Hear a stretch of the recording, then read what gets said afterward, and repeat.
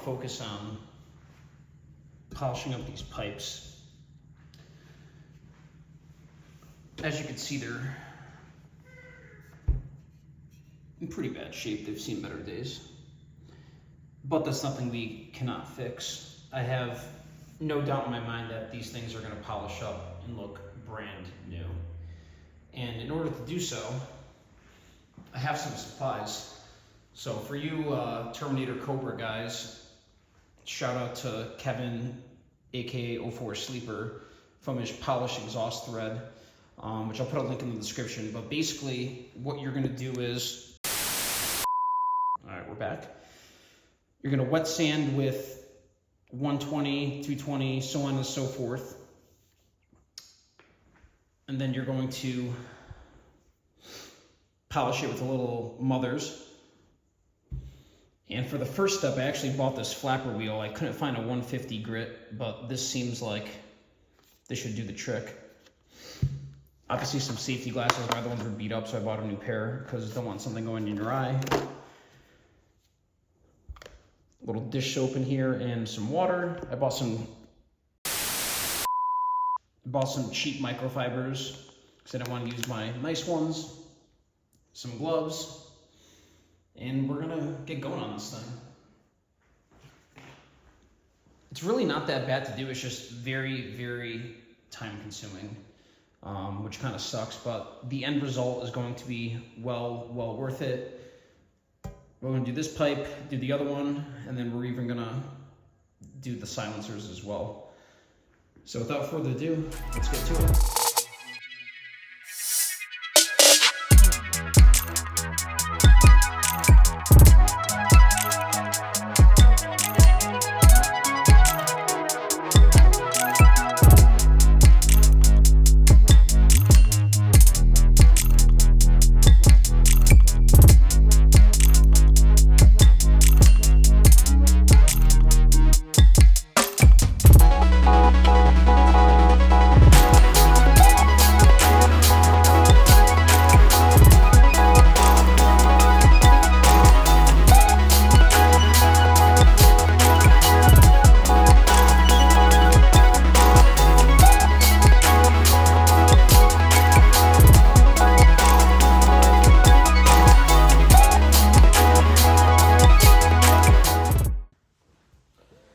So just for a comparison,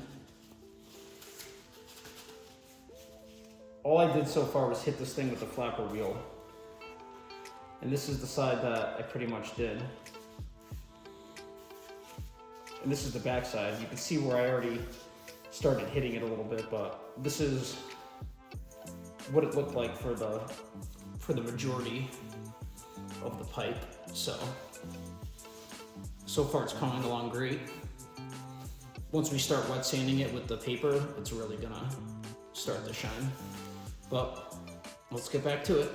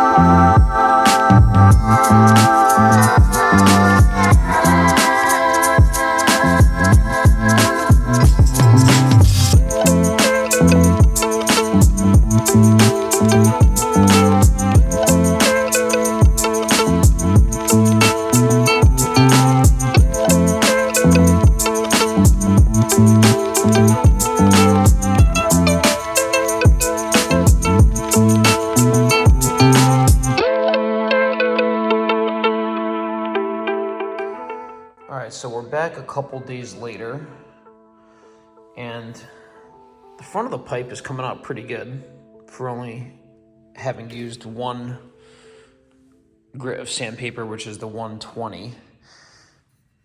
Now keep in mind, this is really the only part of the pipe that you're gonna see, which is gonna come out mint. We could already tell that. But I'm not too happy with the inside. So I ran to Home Depot and I bought a couple reinforcements. So I bought a flapper wheel. I have a brush, wire brush. And I'm gonna see if I could make this part a little better, this pitting. If not, I'm not too worried about it. I think they're still gonna come out mint, or as good as they could be. But let's get back to it.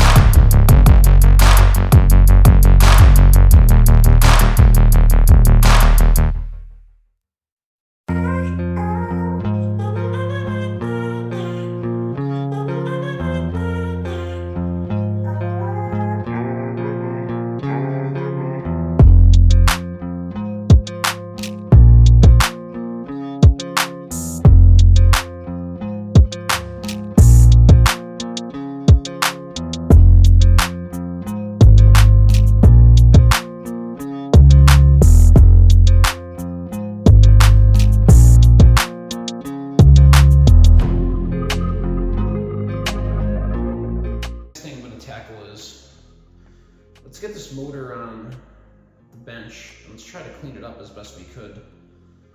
Because like I said, I don't want to work with something dirty, so let's get cracking on that.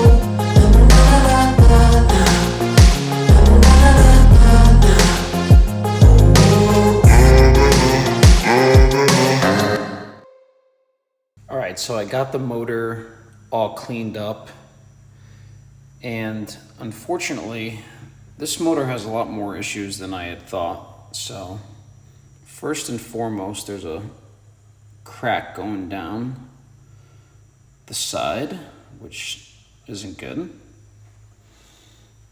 As we knew, the case crack is pretty bad. It's also cracked on the bottom. There should be a piece going from here all the way to there where a bolt would go. And then another discovery. So this piece was right in front of this piece. And this is some kind of chain protector of sorts. Now the bolt, I don't know if you saw on the time lapse of the B-roll footage, but this bolt is pretty hammered. So it was coming out all crooked. And there was only one bolt right here holding this in, which was going in right here. Now I'll do my best for you to see, because I don't want to take this off because all the fluid will leak out, but let me see what I can do.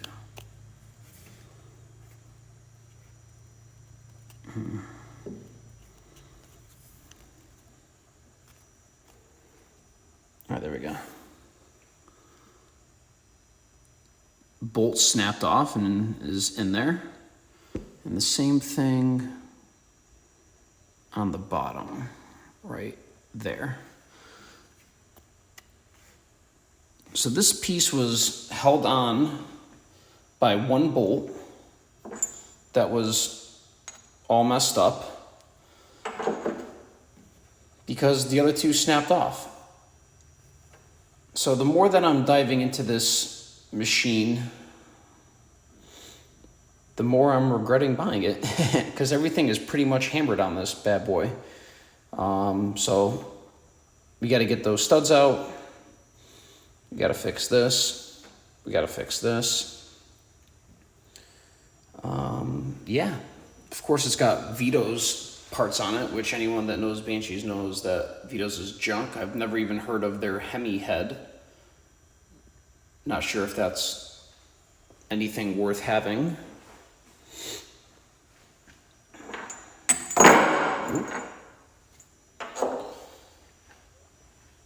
But yeah, I just cleaned this thing up because I really hate when things are just absolutely filthy.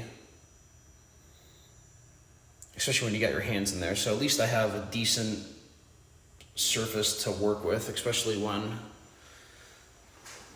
we end up having to weld this piece on.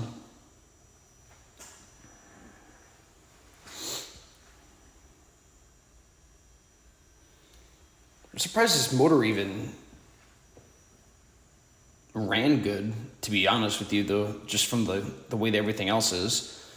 I don't even know how this happens, or how someone just slaps it together and thinks that that's okay, but it is what it is.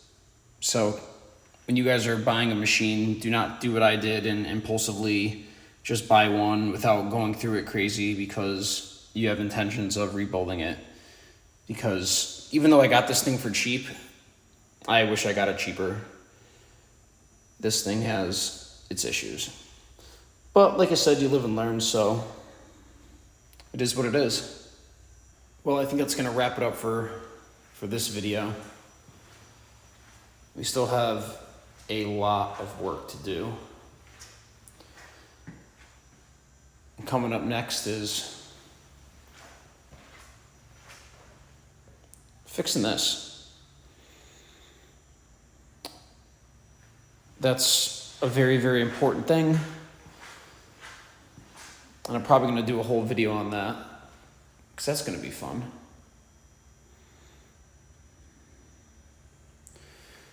Like I said, we got a lot of work to do, guys. Let's get to it. I'll see you guys in the next video.